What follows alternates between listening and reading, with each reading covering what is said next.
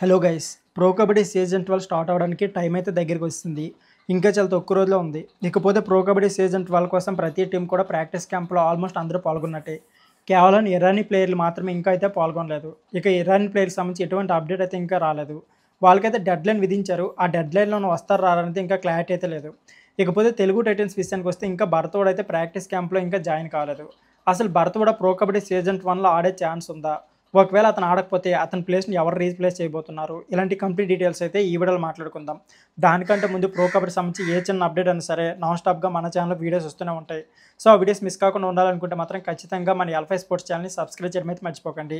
ఇక లేట్ చేయకుండా వీడియోని అయితే స్టార్ట్ చేసేద్దాం. ప్రో కబడ్డీ సీజన్ 12 కోసం ప్రతి టీం కూడా ప్రాక్టీస్ క్యాంప్ అయితే చాలా ఓవర్ జరుగుతుంది. ఇందులో తెలుగు టైటన్స్ కూడా ప్రాక్టీస్ క్యాంప్‌ని చాలా అంటే చాలా ఇంపార్టెంట్‌గా చేస్తున్నారు.